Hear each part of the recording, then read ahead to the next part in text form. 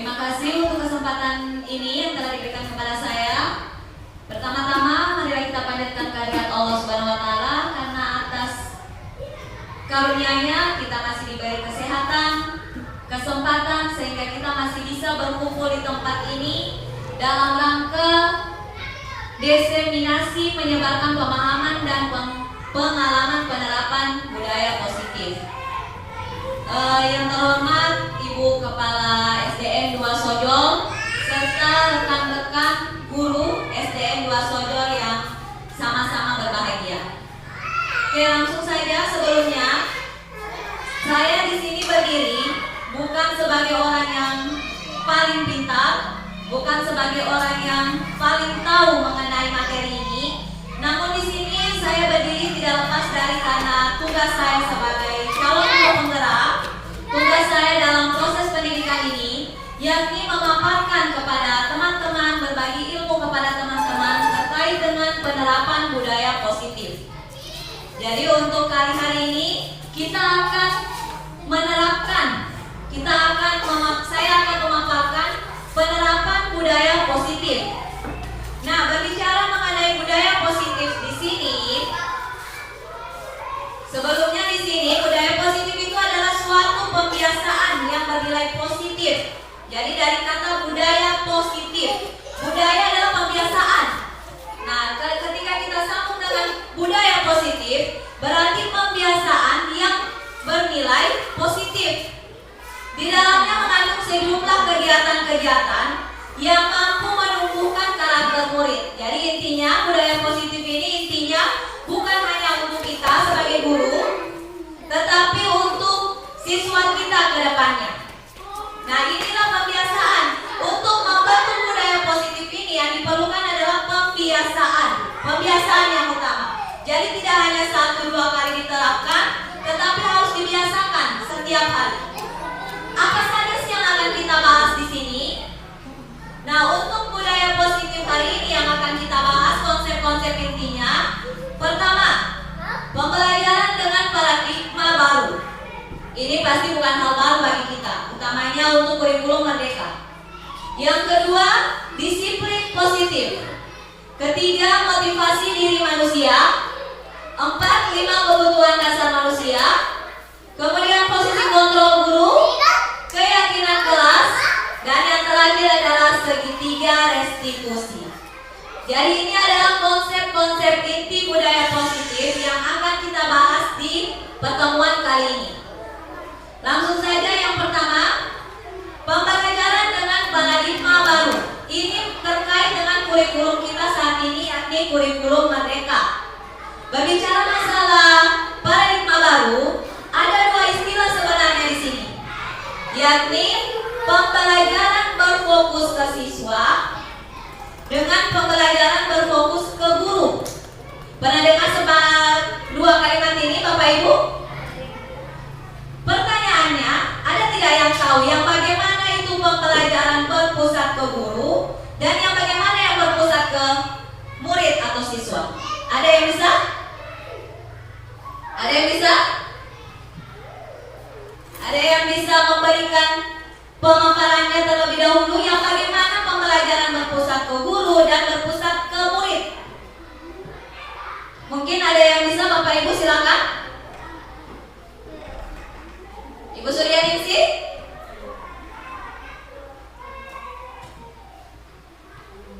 Assalamualaikum warahmatullahi wabarakatuh. Waalaikumsalam warahmatullahi wabarakatuh. Dari penjelasan Ibu tadi ada 2 istilah, yaitu pembelajaran berpusat kepada siswa dan guru. Yang pusat kepada siswa atau guru ya. Penjelasan pertama saya mulai dari yang berpusat kepada siswa, di mana pembelajarannya itu bukan guru hanya sebagai fasilitator, kemudian siswa yang mengerjakan, siswa yang memodifikasi dan mengerjakan pekerjaan itu secara sendiri. Kita guru hanya menjelaskan. Kemudian kalau yang berpusat kepada guru dari A, menurut saya ada sampai Z itu semuanya dari guru, tugasnya dari guru, tanpa melibatkan siswa dalam proses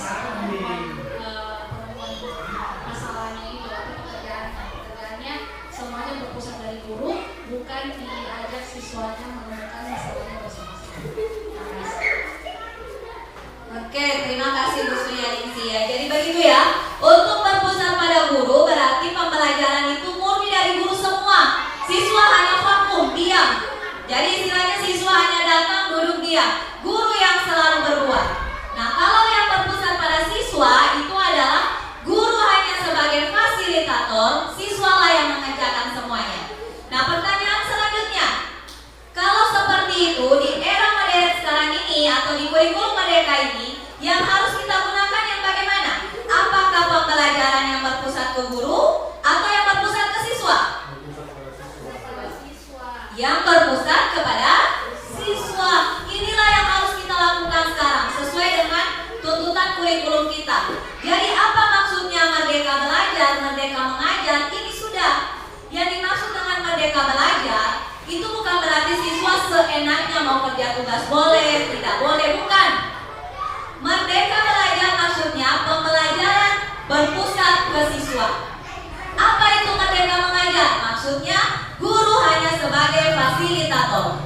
Jadi itulah yang dimaksud dengan berpusat ke siswa terkait dengan pembelajaran dengan paradigma baru. Di dalam pembelajaran paradigma baru di sini juga ada yang disebut dengan pembelajaran yang terdiferensiasi. Yang mana pembelajaran terdiferensiasi? Yakni pembelajaran, proses pembelajaran di mana guru harus mengetahui apa kebutuhan murid. Jadi tidak semerta kita sebagai guru langsung menyusun perangkat, tidak. Sebelumnya kita harus tahu apa sih kebutuhan murid. Kenapa? Karena murid itu beragam. Sehingga kita harus tahu antara murid A, B, C, dan mungkin sampai Z itu memiliki kebutuhan yang berbeda. Sehingga kita harus bisa mampu membuat pembelajaran, membuat model pembelajaran yang sesuai dengan kebutuhan murid kita sendiri. Nah, jadi itu sedikit mengenai pembelajaran dengan paradigma baru. Kemudian, konsep inti yang kedua, yakni disiplin positif. Kalau bicara masalah disiplin, ini pasti sudah sering kita dengar. Namun di sini kata disiplinnya harus kita kaitkan juga dengan kalimat positif. Jadi ada yang disebut dengan disiplin positif. Apa itu disiplin positif? Makna kata disiplin adalah sesuatu yang dilakukan seseorang pada orang lain untuk mendapatkan kepatuhan. Kita cenderung menghubungkan kata disiplin dengan ketidaknyamanan. Dan menurut Diane Gosset dalam bukunya Restriction School Discipline, berasal dari bahasa Latin atau disiplina yang artinya belajar. Jadi kata disiplin juga berasal dari akar kata-kata yang sama dengan disiplin atau murid atau pengikut. Nah, jadi terkadang kita berpikir disiplin itu berarti sesuatu yang negatif, harus, wajib. Padahal kalau kita kaitkan dengan disiplin positif ini sebenarnya mengarah ke arah positif, bukan ke arah negatif. Jadi contoh selama ini kita selalu mengatakan ke siswa, tidak boleh menyontek. Itu sebenarnya penerapan disiplin, tapi dengan menggunakan kata yang negatif. Seharusnya sebagai guru, ketika kita menginginkan disiplin siswa, ketika kita menginginkan siswa kita untuk disiplin, yang kita gunakan adalah kata-kata yang positif. Dilarang menyontek, tidak boleh menyontek. Hindari kata dilarang atau tidak boleh. Cukup kita beritahu ke siswa, jujurlah dalam mengerjakan soal, jujurlah dalam keadaan apapun. Nah, itulah yang disebut dengan disiplin positif. Jadi seperti itu contoh disiplin positif. Jadi jangan menggunakan kata-kata yang negatif.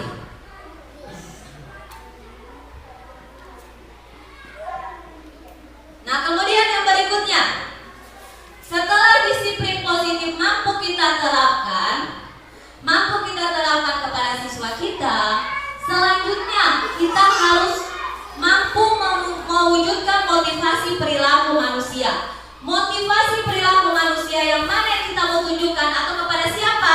Yang kepada siswa kita.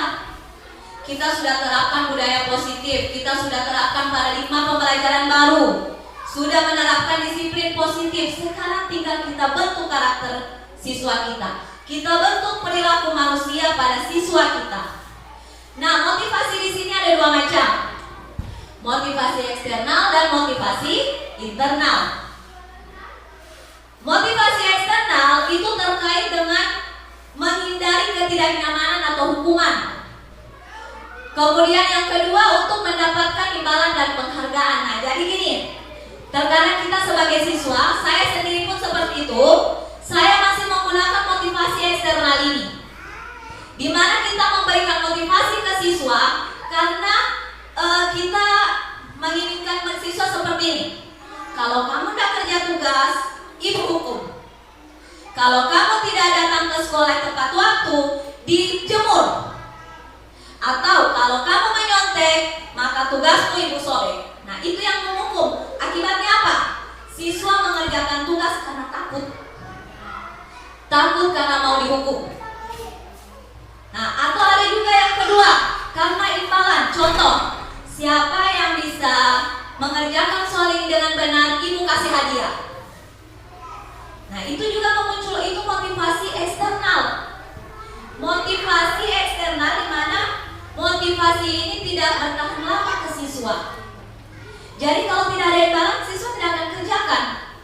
Tidak ada hukuman, siswa tidak akan kerjakan. Lantas yang mana yang harus kita lakukan?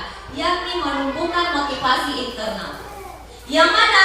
Untuk menjadi orang yang mereka inginkan dan menghargai diri sendiri dengan nilai-nilai yang mereka punya. Jadi hukuman, pemberian imbalan itu merupakan motivasi yang bisa dikatakan menciptakan disiplin dengan identitas gagal. Jadi hukuman dan penghargaan atau imbalan itu merupakan konsep disiplin dengan identitas gagal. Kenapa dikatakan identitas gagal? Karena tidak bertahan lama. Contoh, siswa hanya takut pada satu orang guru. Jadi ketika guru yang satu ini tidak hadir, maka dia tidak akan disiplin ke sekolah. Kedua, karena guru itu tidak memberikan imbalan lagi, padahal sebelumnya memberikan imbalan. Akibatnya apa? Siswa tidak akan mengerjakan lagi karena yang dia tunggu hanya imbalan dari guru. Sehingga disiplin yang kita lakukan tadi itu akan berakibat gagal, menciptakan identitas gagal. Nah, sementara motivasi internal, motivasi yang tumbuh dari diri siswa itu akan menciptakan identitas sukses. Nah, bagaimana cara menumbuhkannya? Motivasi internal ditumbuhkan dengan adanya konsekuensi dan restitusi. Jadi sebenarnya ada 3 istilah. Ada hukuman, konsekuensi, dan restitusi. Nah, terkadang kita berpikir gini, hukuman sama dengan konsekuensi. Padahal berbeda. Hukuman itu adalah sanksi yang diberikan ke siswa, tapi tidak berhubungan dengan pelanggarannya. Contoh, siswa datang terlambat, kita suruh lari keliling lapangan. Kan tidak ada hubungannya. Siswa tidak memakai sepatu atau alas kaki sesuai dengan peraturan sekolah, kita suruh lepas alas kakinya. Lalu kita suruh mereka selama sekolah tidak boleh pakai alas kaki. Nah, itu hukuman. Kalau konsekuensi, itu sanksi yang diberikan terkait dengan pelanggarannya. Contoh, siswa datang terlambat. Katakanlah dia lambat masuk di kelas itu 10 menit. Maka sanksinya bukan berarti dia harus keliling lapangan, tidak. Sanksinya adalah ketika jam istirahat 10 menit yang dia lambat ganti di jam istirahat untuk dia pakai belajar. Itulah yang disebut dengan konsekuensi. Nah, kalau kita selama ini, termasuk saya pribadi, selama ini kita cuma berpikir yang penting siswa ini efek jerah dulu. Padahal efek jerah pada siswa itu hanya menimbulkan motivasi yang beridentitas gagal, motivasi eksternal. Kita tidak pernah memikirkan bagaimana menciptakan motivasi internal kepada siswa. Nah, jadi itulah perbedaan hukuman dan konsekuensi. Saya berharap setelah ini nanti kita sama-sama belajar. Kita sama-sama mengevaluasi diri kita sendiri, merefleksi diri kita sendiri, bahwa untuk menciptakan siswa yang dengan identitas sukses dibutuhkan guru yang bisa menerapkan identitas sukses ke siswa. Dan semuanya itu juga berawal dari guru. Jadi supaya siswa bisa disiplin positif, pembiasaannya dimulai dari guru. Kita lanjut lagi. Konsep inti yang berikutnya adalah 5 kebutuhan dasar manusia. Ini terutama yang dimiliki oleh siswa. Jadi ada 5 kebutuhan yang harus dimiliki oleh siswa. Yang pertama, kebutuhan untuk bertahan hidup, kebutuhan akan kekuasaan, kebutuhan akan kebebasan, kebutuhan akan cinta dan kasih sayang, serta yang terakhir adalah kebutuhan akan kesenangan. Nah, 5 kebutuhan dasar ini terkadang dimiliki oleh siswa, namun saat dia menerapkannya atau memperlihatkannya ke kita, itu dengan cara yang lain, dengan cara yang buruk bahkan. Nah, disinilah sebagai guru bagaimana cara kita melengkapi 5 kebutuhan dasar oleh siswa ini, supaya mereka memiliki 5 kebutuhan dasar ini, tapi tidak menyalahgunakannya. Contoh, kebutuhan bertahan hidup, yakni makan, pakaian, tempat tinggal, keamanan, dan kesehatan. Terkadang ada siswa saat jam belajar, dia langsung tiba-tiba ke kantin tanpa izin. Lalu kita menegur, bahkan memarahi, dan ujung-ujungnya kita hukum. Padahal sebenarnya ada kebutuhan dasar yang dia ingin penuhi pada saat itu, yakni kebutuhan akan bertahan hidup. Nah, tinggal bagaimana dari kita seharusnya bukan memberi hukuman, tetapi memberikan konsekuensi atau memberikan berdialog dengan siswa tersebut, bahwa kebutuhan itu boleh dilaksanakan, boleh dilakukan, namun ada waktu-waktu tertentu. Kemudian yang berikutnya, kekuasaan. Ini biasanya karena harga diri, keinginan untuk didengar, memimpin, diakui, dan berprestasi. Nah, biasanya siswa yang memperlihatkan seperti ini itu biasanya menurut kita siswa yang nakal. Terkadang siswa ini kurang kita, untuk kekuasaan ini biasanya dia terkait dengan cinta dan kasih sayang. Nah, terkadang sebagai guru kita hanya melihat siswa itu, oh ini yang pintar, ini yang rajin, sehingga ada beberapa siswa yang menurut dia kurang, harga dirinya itu tidak terlalu dilihat oleh guru. Dia memiliki keinginan, dia sebenarnya memiliki prestasi yang ingin diakui, tapi guru tidak memberikan itu. Guru kurang meresponnya dalam bentuk cinta dan kasih sayang. Akibatnya biasanya siswa seperti ini berulang. Dengan cara apa? Terkadang ada siswa di kelas kita sedikit-sedikit minta izin mau keluar, sedikit-sedikit angkat tangan, padahal bukan untuk hal-hal yang berguna, tetapi karena dia ingin diakui, oh dia ini sebenarnya pintar, dan karena dia kurangnya cinta kasih dari kita guru-gurunya. Jadi sebagai guru kita juga harus memberikan cinta dan kasih sayang kita kepada siswa. Nah, selanjutnya kebebasan. Keinginan siswa akan bisa mandiri, memiliki pilihan sendiri, mencoba hal baru. Ini yang terkadang kita tidak berikan ke siswa. Kita hanya selalu menyuruh siswa kerjakan soal ini dengan cara begini, padahal mereka ada cara mengeksplornya sendiri. Mereka ingin mandiri, mereka ingin mengerjakan soal itu dengan cara mereka sendiri. Karena terkadang siswa itu memiliki kebutuhan yang berbeda-beda, minat yang berbeda-beda. Ada dengan mendengar, ada dengan cara dia berbicara, ada juga dengan nanti dia disampaikan. Dan yang terakhir adalah kesenangan. Bermain, tertawa, antusias, semangat, itu adalah kebutuhan dasar siswa. Jadi 5 kebutuhan dasar ini kita tidak bisa menyalahkan siswa ketika mereka menggunakan ini. Tetapi bagaimana cara kita membimbing siswa agar 5 kebutuhan dasar yang dimiliki oleh siswa ini sampai kepada mereka dengan cara yang baik. Utamanya tadi dengan menerapkan disiplin positif tadi. Nah, selanjutnya yang tidak kalah penting, yakni posisi kontrol guru. Posisi kontrol guru ini juga berkaitan dengan konsep inti yang lain tadi, utamanya 5 kebutuhan dasar ini. Karena ketika siswa tidak mendapatkan kebutuhan dasar ini, siswa akan mencarinya dengan cara yang tidak baik. Nah, disitulah diperlukan posisi kontrol guru. Jadi ada 5 posisi kontrol guru. Guru sebagai penghukum, guru sebagai pembuat merasa bersalah, guru sebagai teman, sebagai pemantau dan sebagai manajer. Nah, sebelumnya ada video yang kita bisa saksikan bersama-sama terkait dengan posisi kontrol guru ini.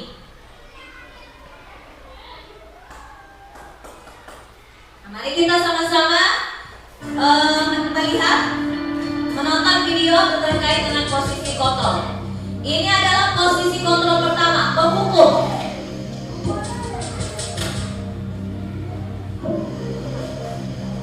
Naren, sini kamu. Selamat pagi, Bu. Selalu terlambat. Kamu deh, pasti terlambat. Maaf, Bu. Bisa dilihat ekspresi wajah gurunya. Apa coba? Alasan kamu apa lagi? Jadi begitu marah Kapan sih kamu karena tidak ada terlambat? siswa yang terlambat masuk. Malas sekali ya kamu jadi anak. Saya Nah, kalimat ini yang seharusnya kita Gak hindari. kapok sih Dasar kamu. malas. Sudah berapa kali terlambat? Sana, kamu keliling lapangan basket 2 kali. Kenapa saya harus ke lapangan basket, Bu? Kenapa? Kamu melawan ibu. Berani-beraninya jawab. Sudah terlambat, masih berani jawab pula. Sekarang, keliling lapangan basket 5 kali sekalian. Biar kapok. Cepat. Pergi sana ke lapangan basket. Nah, oke, ini contoh penerapan di mana guru sebagai posisi kontrol pertama, yakni pemukul. Jadi siswa ini terlambat datang, lalu disuruh keliling lapangan bahkan sampai 5 kali. Menurut Bapak Ibu, ini masuk 2 kali pertama, Pak.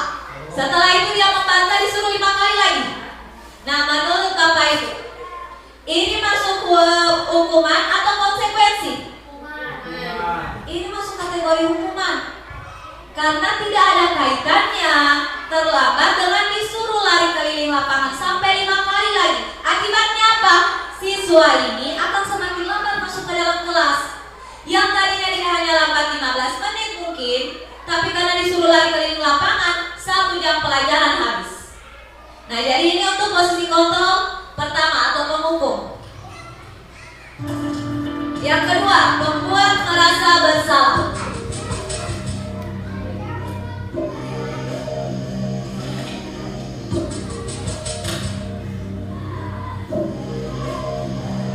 Naren,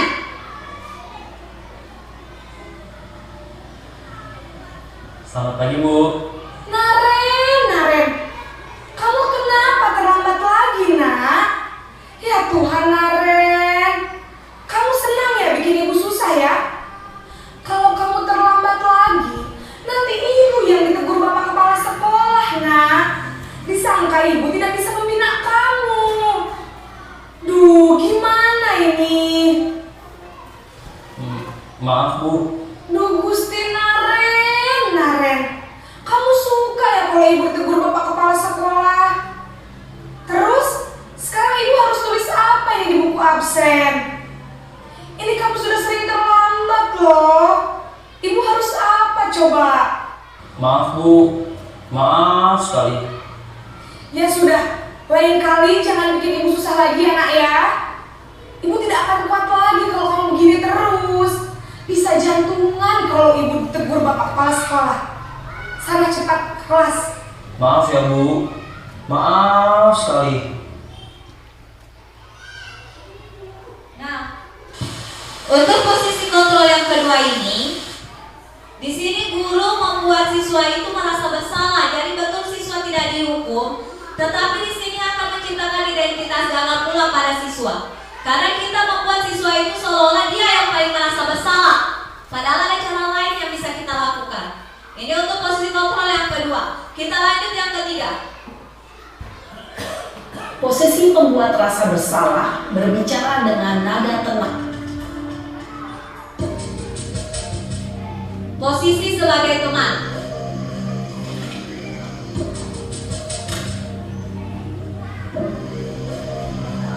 Naren,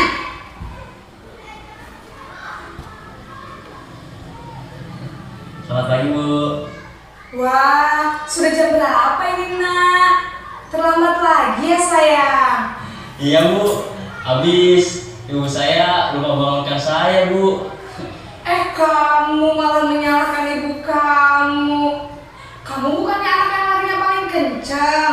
Kok terlambat sih? Iya, Bu. Saya memang terlambat bangun tadi. Jadi, biarpun saya lari kencang, tetap gak kekejar, Bu. Ya sudah sana. Nanti lain kali larinya lebih kencang lagi ya. Biar gak terlambat lagi. Bikin seneng ibu. Demi ibu. Bisa kan? Bisa lah, Bu. Ya sudah sana masuk kelas. Ibu beresin urusan absen kamu. Kamu ini ada-ada saja.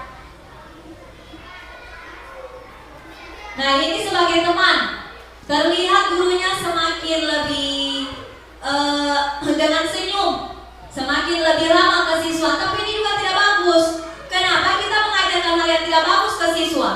Kita mengajarkan siswa itu tidak menumbuhkan jati dirinya sendiri. Justru siswa yang seperti ini, ketika kita menerapkan posisi kontrol ini, siswa akan semena-mena kepada kita. Siswa akan merasa ibu itu sudah kayak teman saya, dia pasti membela saya. Nah, ini juga merupakan posisi kontrol yang harus kita jauhi. Posisi kontrol berikutnya, pemantau atau monitor.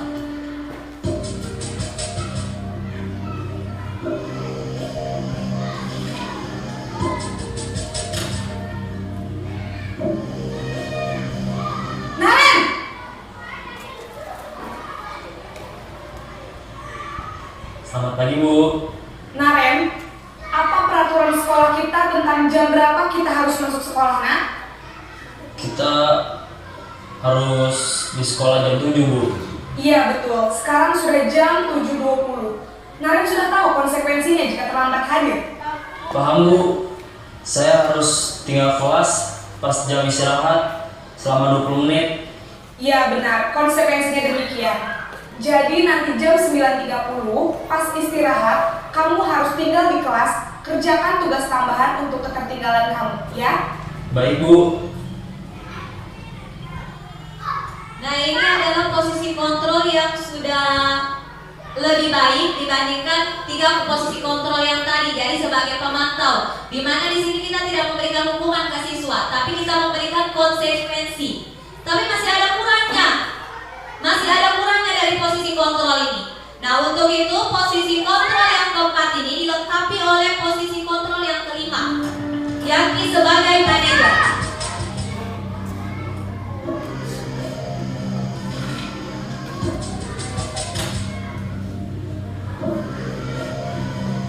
Naren!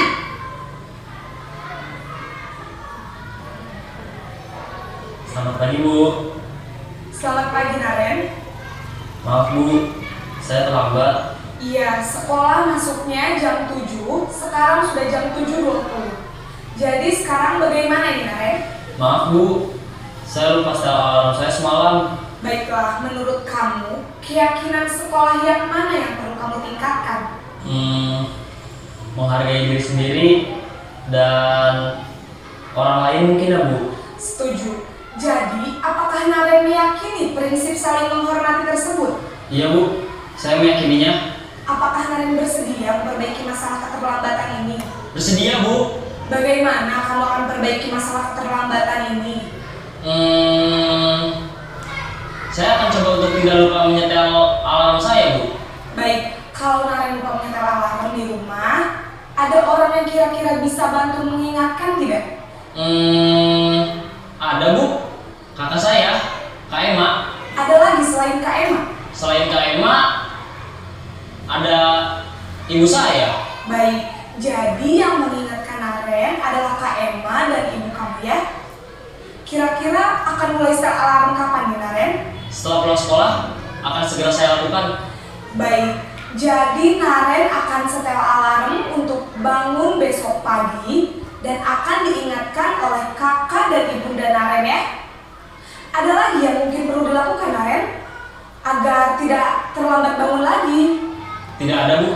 Baik, Naren, terima kasih untuk kerjasama kamu. Sekarang kamu perlu kembali ke kelas untuk belajar. Baik, Bu. Terima kasih. Nah, jadi inilah posisi kontrol, 5 posisi kontrol yang diperankan oleh ibu guru tadi bersama siswanya bernama Naren. Nah, jadi dari posisi kontrol tadi sebagai pemukul, pembuat merasa bersalah, teman, pemantau, dan manajer, 3 posisi kontrol yang harus kita hindari, yakni pemukul, membuat merasa bersalah, dan juga teman. Sementara yang harus kita tingkatkan adalah bagaimana proses posisi kontrol sebagai pemantau menjadi manajer. Jadi posisi kontrol sebagai manajer, di sini kita membuat siswa itu bukan kita yang memberikan solusi ke siswa, tapi siswa yang memberikan solusi ke dirinya sendiri. Ketika siswa memberikan solusi ke dirinya sendiri, maka kemungkinan kecil untuk siswa melanggar aturan lagi. Kenapa? Karena motivasi tumbuh dari dirinya sendiri. Motivasi internal itulah yang saya maksud tadi, yang harus ditumbuhkan dari diri siswa, yakni berusaha meyakinkan siswa dengan keyakinan yang dia buat sendiri, bukan meyakinkan siswa dengan keyakinan atau peraturan yang dimiliki oleh sekolah. Nah, jadi semoga kita bisa menjadi guru-guru hebat yang bisa menerapkan posisi kontrol manajer agar kita bisa menciptakan sekolah kita ini berbudaya positif. Kita bisa menciptakan siswa yang lebih baik lagi. Nah, yang berikutnya, keyakinan kelas. Keyakinan kelas ini terkait dengan posisi kontrol guru yang nomor 5 atau manajer. Jadi sebelum kita sebagai manajer bagi siswa, seharusnya kita juga membuat keyakinan kelas. Keyakinan kelas bukan peraturan kelas atau sekolah, bukan kesepakatan sekolah atau kelas, tapi keyakinan kelas. Dari mana keyakinan kelas? Dari siswa itu sendiri. Jadi bukan semata-mata kita bilang ke siswa, peraturan kelas, siswa harus hadir tepat waktu. Yang kedua, siswa tidak boleh nyontek. Yang ketiga, siswa dilarang ribut. Bukan seperti itu seharusnya yang kita lakukan. Tetapi bagaimana kita membuat keyakinan kelas, menyepakati keyakinan kelas, dan bersama-sama melaksanakan keyakinan kelas itu sendiri. Nah, keyakinan kelas di sini dibuat bersama murid. Jadi bukan guru sendiri yang menyusun. Jadi kita masuk ke kelas tiap tahun ajaran baru, kita sampaikan ke siswa bagaimana apa saja keyakinan kelas yang harus kita sepakati. Dan itu bukan dari guru, tapi siswa. Boleh dengan cara kita bagikan sejenis kertas kecil ke siswa, suruh mereka menulis masing-masing apa keyakinan kelas yang kita akan sepakati. Setelah itu tempelkan ke depan, lalu kita putuskan yang mana yang akan kita ambil. Dan satu lagi, keyakinan kelas harus menggunakan kata yang positif, bukan kata yang negatif. Contoh, dilarang ribut di dalam kelas. Itu bukan keyakinan, tapi aturan. Hindari kata negatif. Jadi dilarang ribut dalam kelas, boleh kita ambil, kita ganti misalnya saling menghormati antar guru dan siswa. Nah, itu yang pertama contohnya. Yang kedua, kita sampaikan ke siswa, dilarang menyontek. Jangan ada kata dilarang. Keyakinan kelas yang boleh kita ambil adalah jujur dalam setiap tindakan. Ketika siswa yang membuat keyakinan kelas itu maka yakin dan percaya, maka kondisi di kelas kita akan lebih baik. Kenapa? Bukan dari kita aturan itu. Karena terbukti sekarang Bapak Ibu, kita buat aturan, siswa melanggar. Terbukti sekarang, kita sudah capek-capek menyusun tata tertib, aturan-aturan kelas, tapi sering dilanggar oleh siswa. Kenapa? Karena aturan itu ada asalnya dari guru, bukan dari siswa. Kalau dari keyakinan mereka sendiri, maka mereka tidak akan melanggar. Kenapa? Karena itu tumbuh dari motivasi diri mereka, motivasi internal dalam diri mereka. Sehingga kita harus menyepakati, harus membuat keyakinan kelas. Ini tugas kita bersama. Saya sendiri pun belum pernah melakukan ini. Jadi ini tugas kita bersama, bagaimana sebelum kita bisa menjadi guru dengan posisi manajer, kita harus membuat keyakinan kelas dulu. Jadi dari keyakinan kelas ini, kita bisa berdialog dengan baik kepada siswa.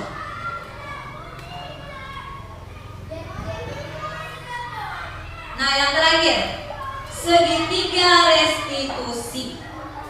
Jadi tadi sudah ada 5 posisi kontrol. Sebaiknya sebagai guru kita menggunakan posisi yang kelima sebagai manajer.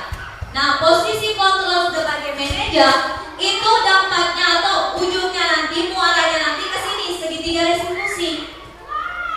Apa itu segitiga restitusi? Di mana ke dalam kegiatan segitiga restitusi ini kita menyelesaikan masalah dengan siswa bukan dengan memberikan hukuman, bukan dengan memberikan imbalan, bukan sebagai teman, bukan sebagai pembuat merasa bersalah, bahkan bukan cuma sebagai monitor atau pemantau, tetapi disinilah kita membuat keyakinan tumbuh dari diri siswa.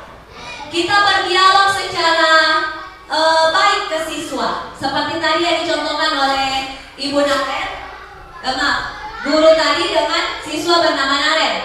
Jadi tidak lantas langsung marah, kenapa kamu lambat, kenapa begini, pergi dari keliling lapangan, tidak. Tapi kita berdialog kepada mereka, buat agar siswa itu mau cerita kepada kita, mau cerita masalahnya dengan kita. Nah, di tahapan ini ada 3 tahapan.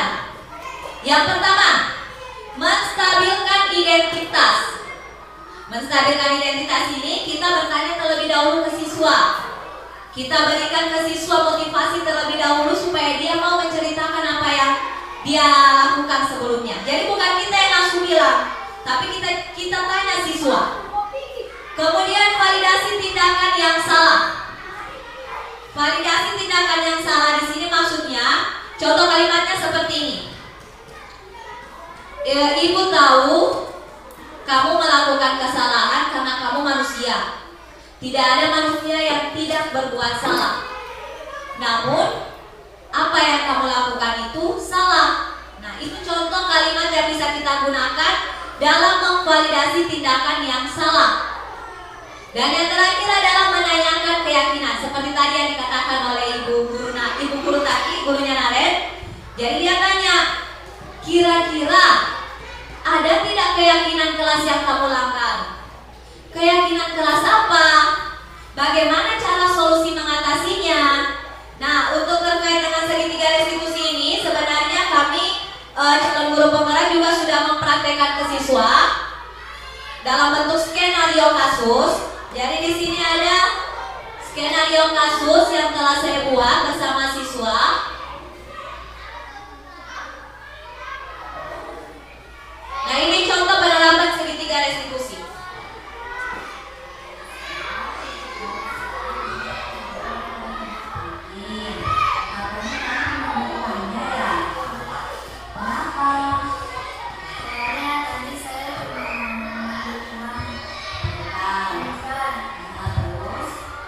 Ini tahap pertama.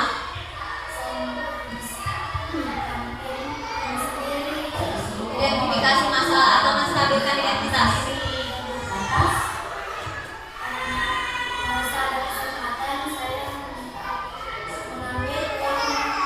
Jadi ini menstabilkan identitas.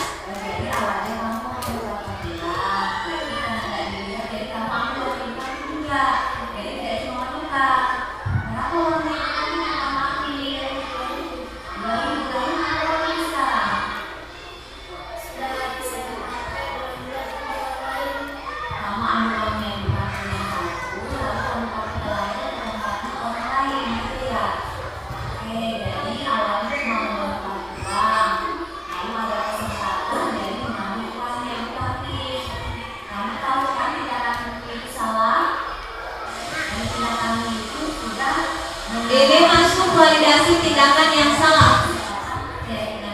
Ini sudah tahap kedua, validasi tindakan yang salah. Selanjutnya, menanyakan keyakinan kelas.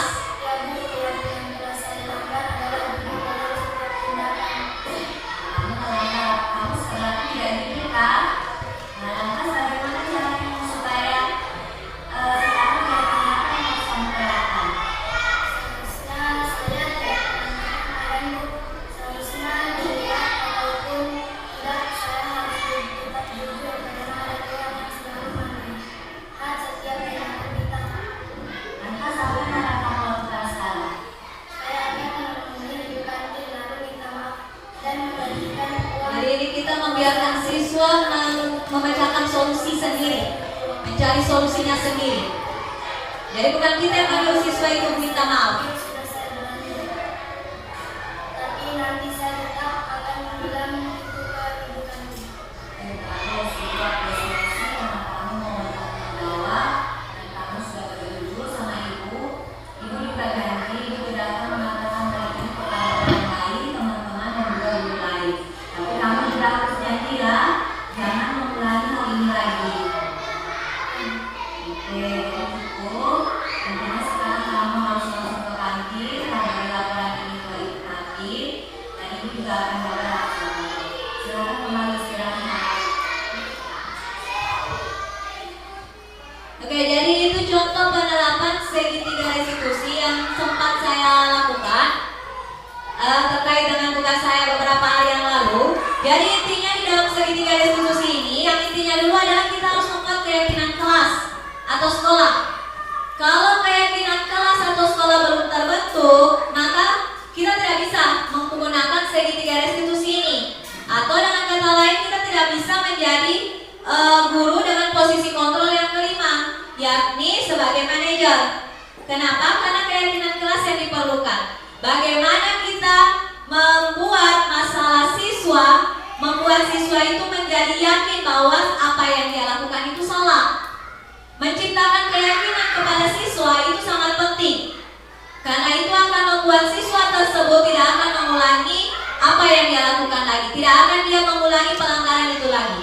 Jadi jangan cuma berpikir asal tata tertib sudah ada, asal peraturan kelas sudah ada, tidak. Tapi yang utama adalah bagaimana cara kita menciptakan keyakinan kelas dari diri siswa sendiri.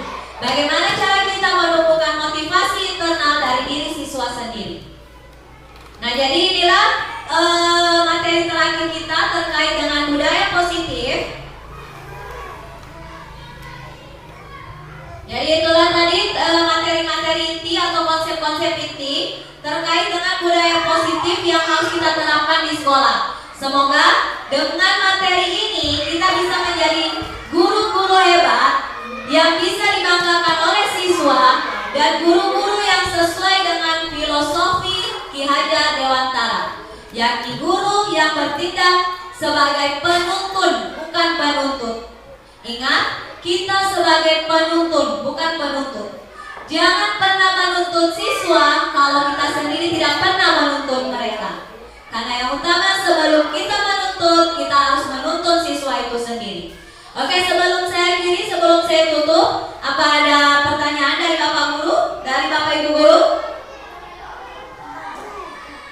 Oke, kalau tidak ada yang mau ditanyakan, demikian pemaparan khas budaya positif saya hari ini terkait dengan tugas saya sebagai calon guru penggerak angkatan 9. Saya berharap apa yang saya sampaikan, ilmu yang saya bagi kepada Bapak Ibu dapat kita sama-sama terapkan di sekolah kita, sehingga terbentuklah sekolah kita sesuai dengan keinginan Ki Hajar Dewantara, yakni sekolah yang berpihak kepada siswa, di mana semuanya kita berpihak kepada murid, sehingga terbentuklah merdeka belajar dan merdeka mengajar. Demikian, assalamualaikum warahmatullahi wabarakatuh.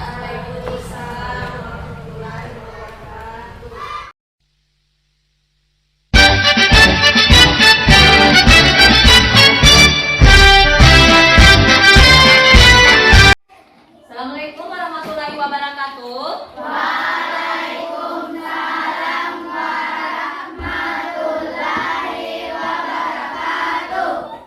Oke, apa kabar semuanya? Alhamdulillah, luar biasa. Masih semangat siang ini? Masih. Mana semangatnya? Ini semangatku. Tepuk semangat.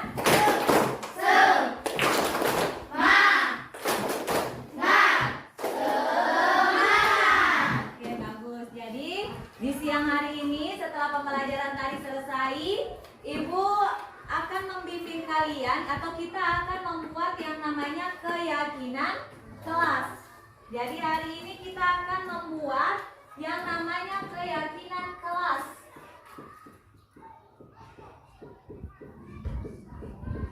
Keyakinan kelas ini sebenarnya harus dibuat ketika ketika awal semester atau awal tahun ajaran baru.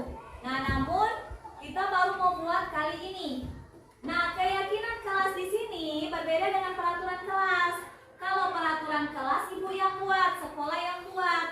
Tapi kalau keyakinan kelas yang buat itu adalah kalian. Kalian yang memberi tulisan apa saja yang kita yakini dalam kelas kita. Nah, kalau kalian sudah membuat keyakinan kelas nanti, maka kalian harus menyepakati keyakinan kelas tersebut. Dengan artian, kalian harus menjalankan keyakinan kelas tersebut. Paham di sini? Paham. Nah, ibu kasih contoh ya keyakinan kelas. Keyakinan kelas berbeda dengan tata tertib. Kalau peraturan kelas atau tata tertib kelas kan misalnya tidak boleh menyontek, ya kan? Tidak boleh buang sampah sembarangan, itu yang disebut peraturan. Kalau keyakinan, dia berkalimat positif, bukan kalimat negatif. Contoh, ibu kasih contoh, saling menghargai antar peserta atau saling hormat dan menghargai. Paham tidak ini maksudnya ibu? Paham? Jadi keyakinan kelas di sini apa yang terserah kalian apa yang kalian mau tulis. Jadi nanti kalian tulis di dalam stick note ini. Ibu akan bagi satu orang satu dan kalian menulisnya cukup satu saja yang kalian tulis. Jadi tiap siswa tulis satu di stick note ini. Terserah apa yang kalian tulis yang berkaitan dengan keyakinan kelas. Paham ini ya? Nah, kemudian nanti setelah dituliskan tempel di kertas karton berwarna hitam ini. Jelas? Jelas. Boleh menuliskan berbeda-beda, lebih bagus lagi. Nanti kita akan cek satu persatu. Sudah jelas? Oke, ibu bagi stick note-nya ya.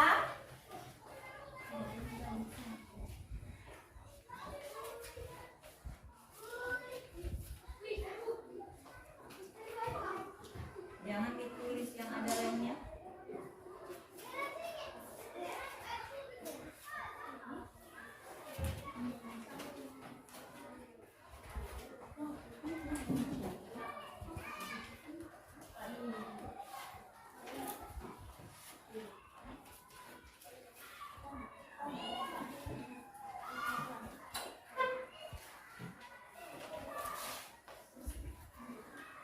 Oke, awas menulisnya terbalik, jangan ditulis di tempat yang ada lemnya. Ayo silakan sekarang masing-masing menuliskan satu keyakinan kelas yang akan kita sepakati. Silakan ditulis.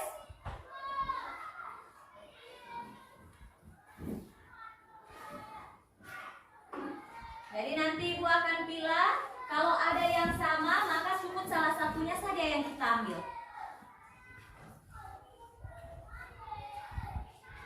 Ada yang sudah? Yang sudah? Boleh tulis nama ya? Tulis nama di bawahnya saja, di bawahnya. Tulis namanya. Supaya ibu tahu. Ini dari siapa? Anggap saja ini surat cinta untuk ibu. Sudah? Yang sudah boleh maju ke depan, tempel di kertas hitam ini. Tapi yang tertib menempelnya, silakan. Silakan tempel. Dirapikannya, ayo tempel. Ya.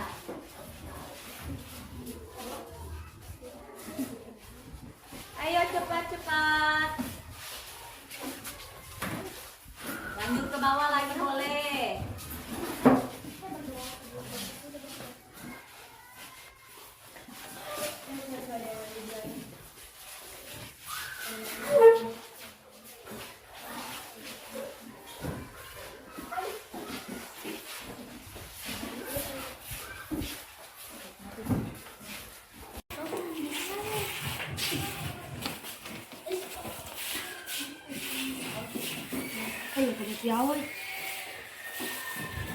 Sudah semua? Sudah. Oke. Kalian 19 orang kan? Ibu mau lihat dulu ya. 1, 2, 3, 4, 8, 12, 15, 19. Oke, sudah sesuai. Dari Aisyah,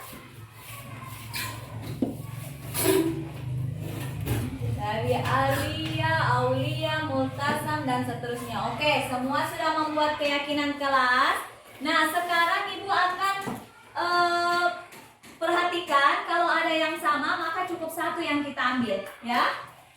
Dari Aisyah, berdoa sebelum dan sesudah belajar.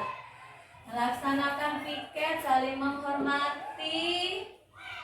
Nah, ini sudah ada, jadi ini Ibu lepas ya. Saling menghormati dan menghargai, ini juga sudah ada, Ibu lepas. Salaman, berdoa. Ini Ibu lepas ya. Ibu pindahkan ke bawah.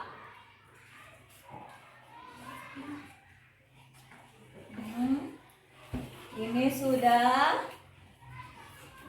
Masuk kelas tepat waktu sudah.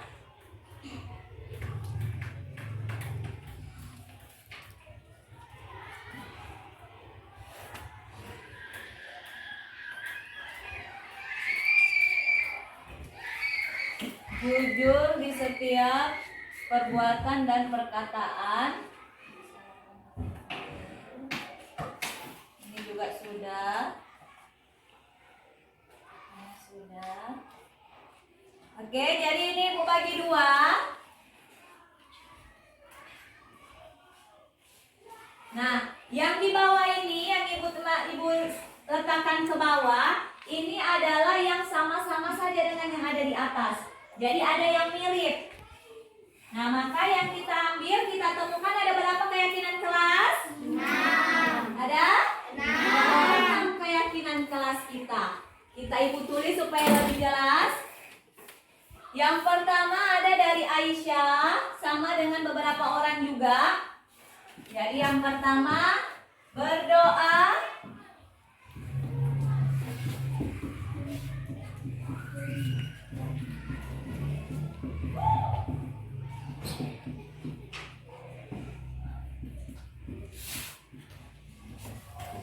kemudian yang kedua,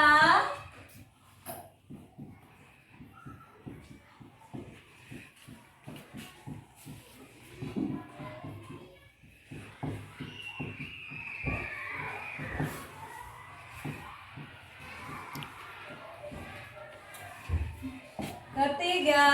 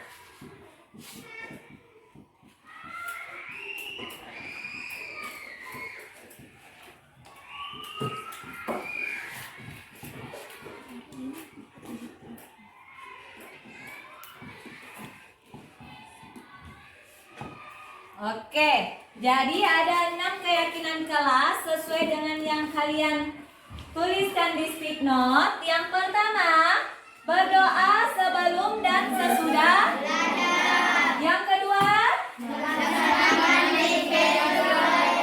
Ketiga, saling menghormati. Yang keempat, masuk kelas tepat waktu. Kelima, dan yang terakhir, pertanyaan Ibu yang buat keyakinan kelas tadi siapa? Siapa yang buat? Ibu atau kalian sendiri? Siswa. Yang buat adalah? Siswa. Kalian sendiri yang buat ya? Artinya karena kalian sendiri yang meyakini ini yang membuat keyakinan kelas ini, maka harus disepakati, harus dijalankan. Mampu menjalankan keyakinan kelas ini?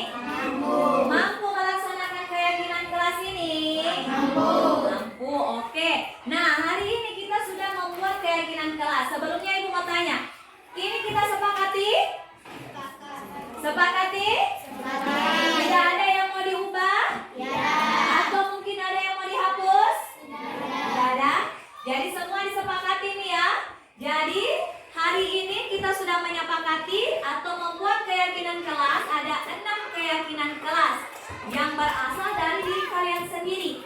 Nah, karena ini berasal dari diri kalian sendiri, maka wajib kalian laksanakan. Paham?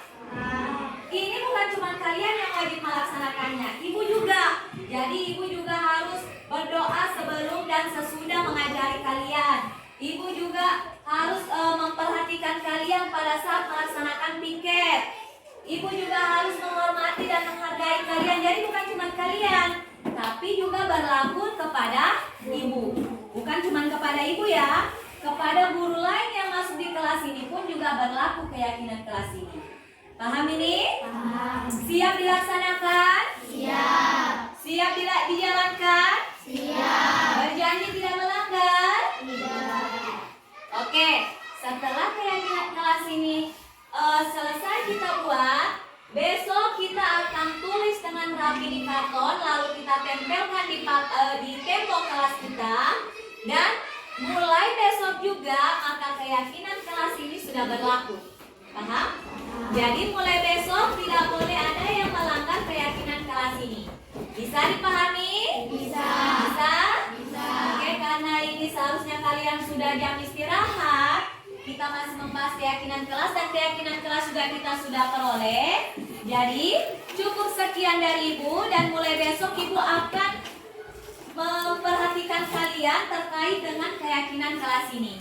Paham ini? Paham. Oke, terima kasih. Assalamualaikum warahmatullahi wabarakatuh. Waalaikumsalam warahmatullahi wabarakatuh. Silakan istirahat.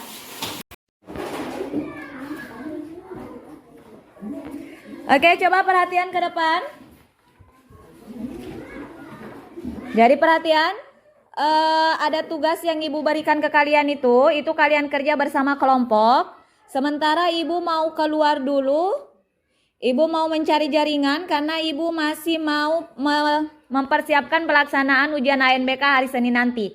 Jadi tertib dan ingat keyakinan kelas yang sudah kita buat pada hari Jumat kemarin. Ingat kan? Ingat? Nah, jadi silakan kalian kerja. Masing-masing ketua kelompok koordinir teman-temannya, dikerja dengan tertib. Dan kalau sudah selesai, masing-masing ketua kelompok kumpulkan tugasnya. Paham ini ya? Paham. Oke, silakan dikerja, nak. Jadi ibu permisi dulu sebentar ya. Ibu tidak akan lama, karena setelah selesai itu ibu akan balik ulang ke sini sebelum jam pelajaran, sebelum jam pulang. Paham ini? Paham. Silakan dikerja.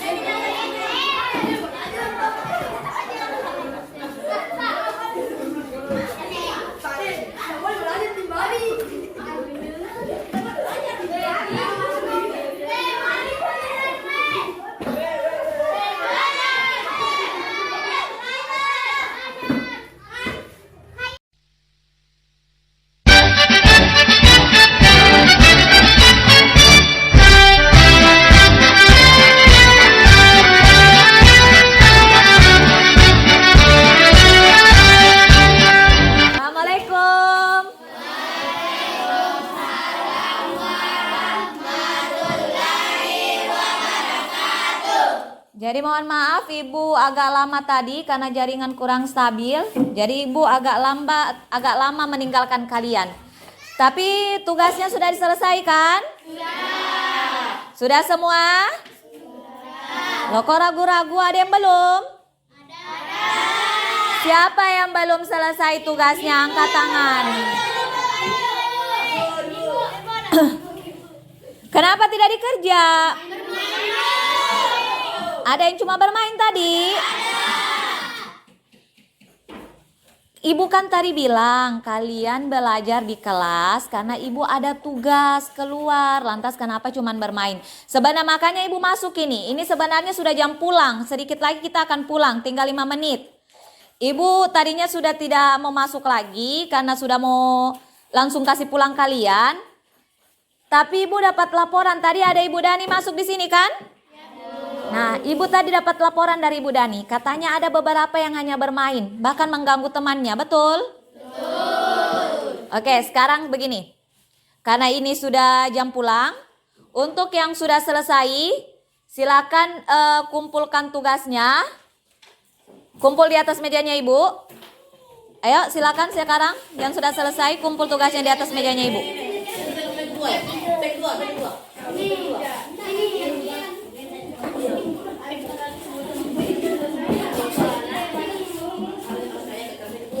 Ayo langsung simpan di atas mejanya Ibu saja.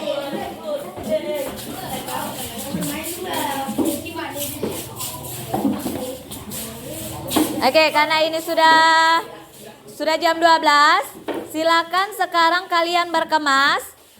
Dengar dulu Ibu, setelah berkemas kita berdoa seperti biasa sebelum pulang. Namun setelah berdoa yang boleh keluar hanya yang sudah selesai. Sementara yang belum selesai jangan dulu langsung keluar, Ibu mau bicara dulu sebentar. Paham? Sebentar saja Ibu mau bicara. Jadi silakan sekarang berkemas dulu.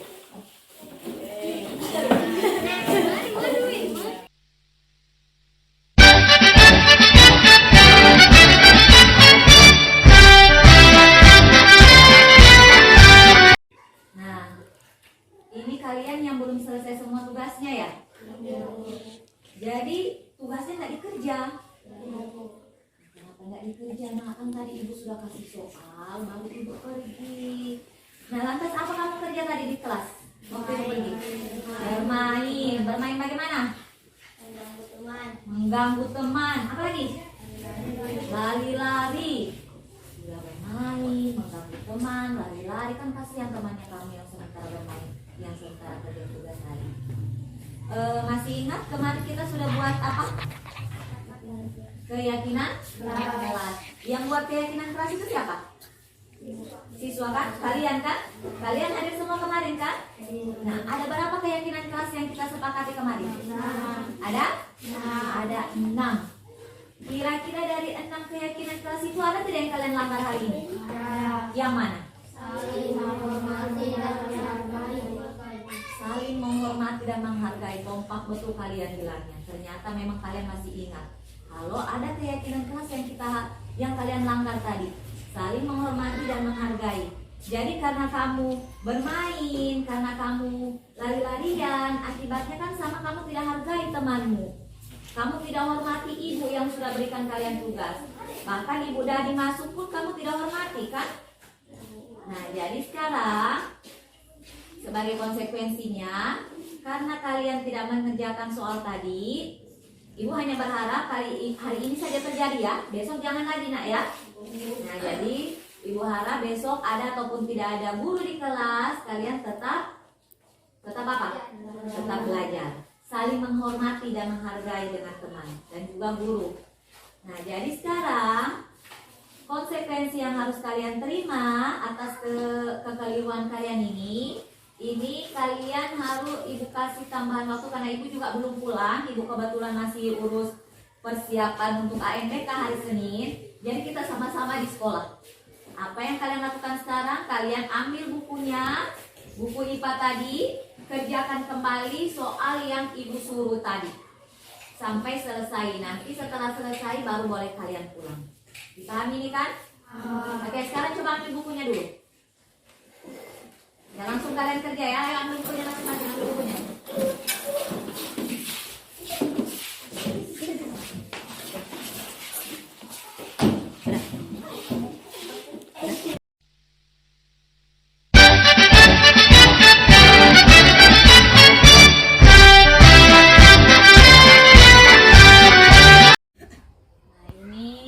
Baru selesai AMBK sesi 1. Ini masih istirahat untuk lanjut sesi 2. Tapi tadi Ibu dapat laporan lagi. Katanya kalian cuma bermain lagi di dalam kelas. Betul? Apa yang kamu lakukan tadi di kelas? Apa? Ibu enggak dengar. Apa? Lari-lari. Apa lagi? Mengganggu teman. Tadi pelajaran matematika kan? Sebelumnya hari Sabtu kemarin Ibu sudah kasih soal kan sama kalian untuk matematika hari ini? Sudah kan? Kenapa tidak dikerja? Tidak paham. Oh, jadi karena kamu tidak paham, jadi kalian lari-lari saja di kelas, ganggu teman. Salah nak ya, kan Ibu kasih kamu tugas kelompok. Tadi berkelompok kan?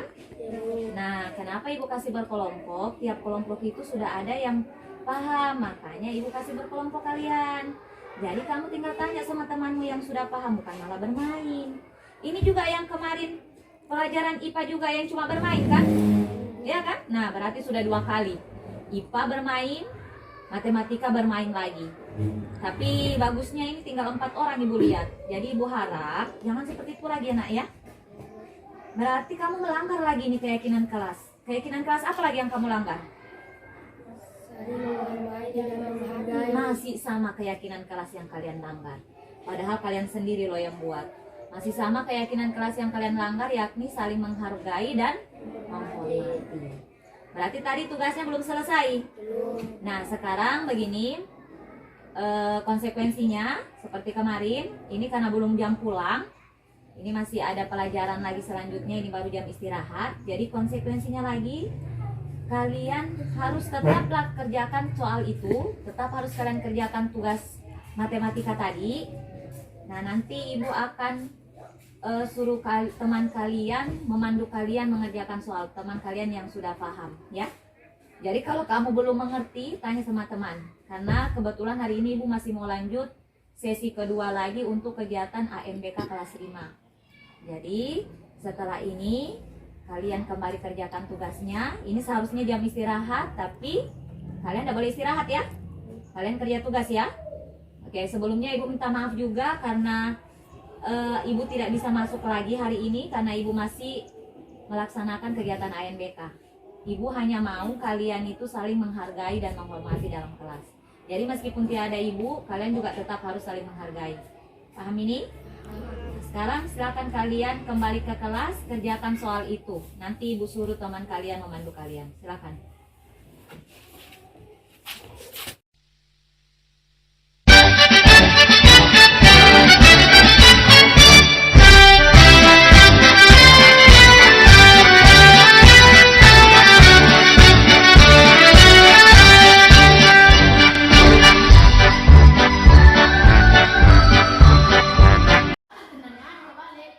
Ini siapa namanya? Alvin dan Asa.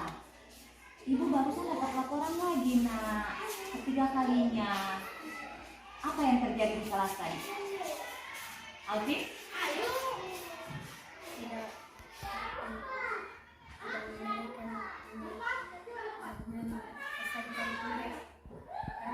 Tugas agama. Tadi pelajaran agama kan di kelas kan?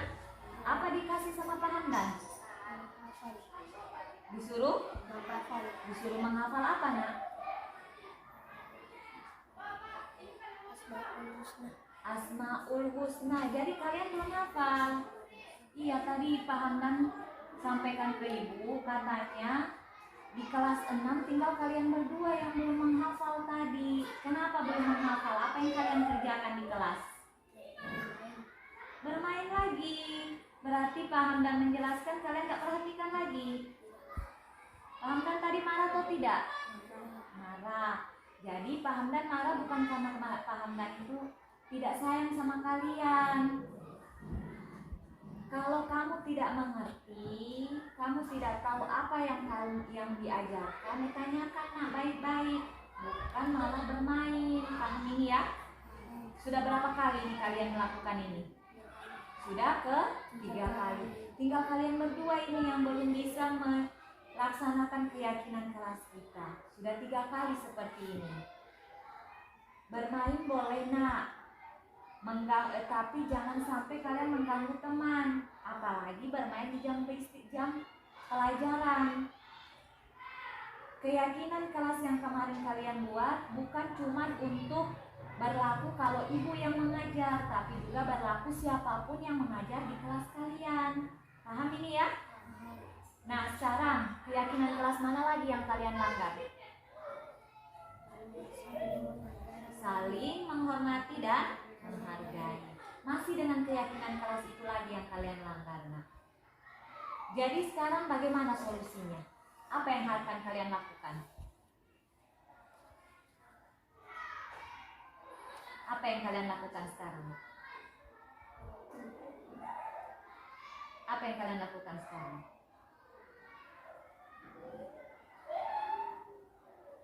Karena tadi paham dan marah kan? Supaya paham dan tidak marah, apa yang harus kalian lakukan? Menghafal. Tapi sebelumnya kalian harus meminta maaf sama siapa? Paham dan. Jadi kalian harus minta maaf. Tahu kan kalau ini salah? Jadi kalian harus minta maaf dulu sama Pak Hamdan. Setelah itu baru kalian menghafal. Tapi kali ini Ibu tidak akan kasih konsekuensi ke kalian untuk terlambat pulang, tidak, karena ini hafalan. Dan Pak Hamdan juga tadi Ibu sudah bicara sama Pak Hamdan. Pak Hamdan juga siap. Katanya Pak Hamdan tunggu kalian menghadap untuk menghafal sampai besok.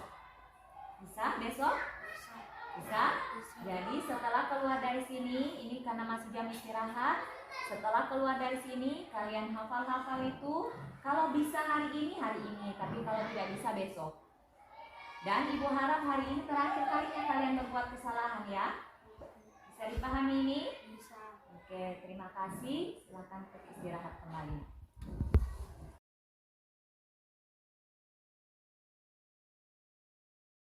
Apa? Dari mana? Bermain. Terus nak bermain kau nak? Ada tugas yang Bapak kasih tadi? Apa itu tugas? Menghafal. Terus sampai di mana kau hafal? Kalau belum hafal, kenapa tidak dihafal? Selesaikan dulu tugas yang diberikan, baru bermain. Kalau sudah bermain, kalau sudah hafal, baru bermain. Stop dulu hafalan untuk hari ini. Kamu bisa kau hafal itu? Hah? Besok baru bisa dihafal. Kau janji? Hah? Janji betul? Hah? Bukan Bapak yang buat janji, berarti kau yang buat janji. Konsekuensinya kalau kau melanggar janji berarti hukumannya akan bertambah. Berarti ada hal yang lain harus dihafal. Paham? Hah? Jangan lagi bermain, biasakan menghafal dulu, selesaikan bertanggung jawab, baru bermain. Hah? Paham? Nah, kalau begitu, supaya lebih mudah kau menghafal, kalau baca-baca memang baru stop. Nah, kembali.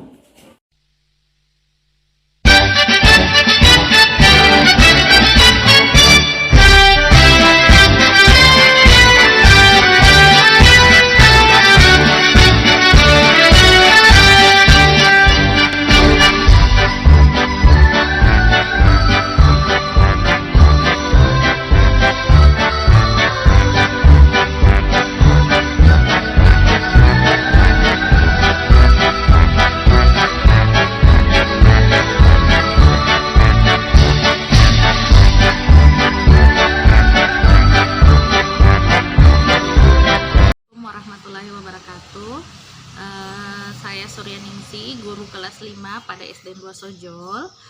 Pada hari ini saya akan memberikan umpan balik terhadap materi 1.4 tentang penerapan budaya positif di lingkungan sekolah yang telah dipaparkan oleh calon guru penggerak angkatan 9 atas nama Ibu Rukmia.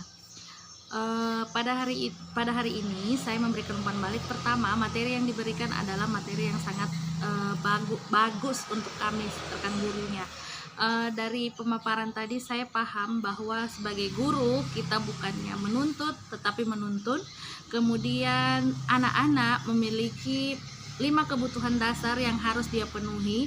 Jadi jangan heran ketika pembelajaran 5 kebutuhan dasar itu akan muncul pada pembelajaran kita pada saat kita memberikan pembelajaran. Jadi kami harus memahami itu.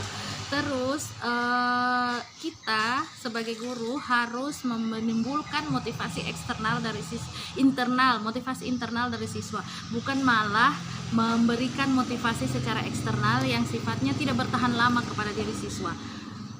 Dan yang terakhir, yang materi yang paling saya pahami dan saya sukai dari penerapan budaya positif di lingkungan sekolah adalah pemberian konsekuensi pada setiap pelanggaran yang dilakukan siswa, bukan malah memberikan hukuman. Dari materi tersebut, saya memberi saran kepada Ibu Mia untuk selalu bersemangat dalam menghadapi pendidikannya, karena materi-materi dalam pembelajaran yang di pendidikan guru penggerak ini sangat tepat untuk memperbaiki cara kita selama ini sebagai guru mengajar.